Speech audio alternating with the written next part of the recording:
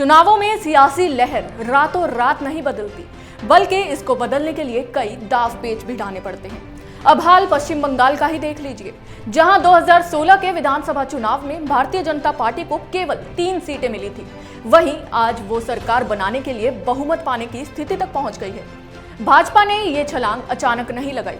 2016 के बाद 2019 में हुए लोकसभा चुनावों में भाजपा ने 18 सीटों पर कब्जा किया।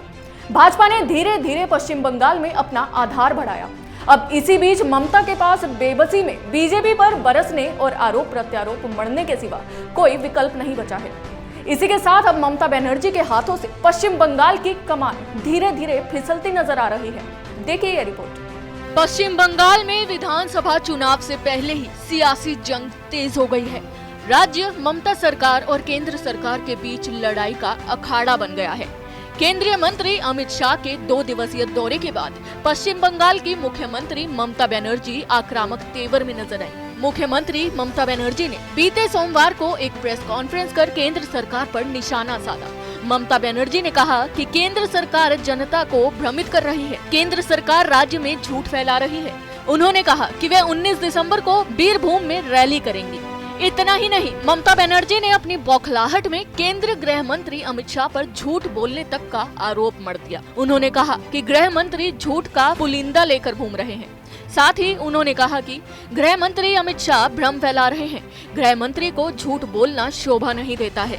केंद्र सरकार चुनाव जीतने के लिए झूठा प्रचार प्रसार कर रही है। रविंद्रनाथ टैगोर और जनगण मन का अपमान किया जा रहा है। यह टैगोर और जनगण मन का अपमान नहीं है, सीधे पश्चिम बंगाल की जनता का अपमान है। सही समय आने पर जनता ही इसका जवाब देगी। ममता बनर्जी ने कहा कि गलत तथ्य बोलकर अमित शाह बंगाल के लोगों का अपमान न करें। उधर मुख्यमंत्री ममता बनर्जी ने नागरिकता संशोधन कानून और नेशनल रजिस्टर ऑफ सिटीजन यानी NRC को लेकर फिर पुराना राग अलापा।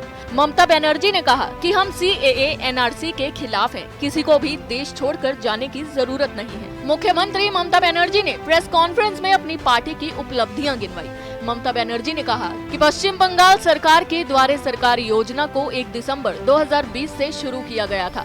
वह कैंप 25 जनवरी 2021 तक चलेगा। ममता ने बताया कि करीब 20,000 कैंप बनाए गए हैं। यह भारत में एक नया मॉडल है। सरकार की 12 स्कीम इसके तहत चल रही हैं, जिसमें स्वास्थ्य साथी, कन्याश्री, रूपोश्री, 100 डिनर काज इत्यादि शामिल हैं। अमित शाह ने अपने प्रेस कॉन्फ्रेंस में ममता बनर्जी पर यह कहकर निशाना साधा था कि ममता सरकार पश्चिम बंगाल में घुसपैठियों को रोकने में नाकाम साबित हुई है, लेकिन बीजेपी ऐसा जरूर करके दिखाएगी। और अब ममता बनर्जी अपनी बौखलाहट में इतनी घिर गई हैं कि उन्होंने एक बार फिर CAA और NRC को लेकर अपना बयान दे डाला, जिससे पश्चिम बंगाल में अल्पसंख्यक गैर मुस्लिम वोट उनके खेमे से बीजेपी में जाने के आसार काफी हद तक बढ़ गए हैं। फिलहाल के लिए बस इतना ही। बाकी खबरों के लिए आप देखते रहिए कैपिटल टीवी। नमस्कार।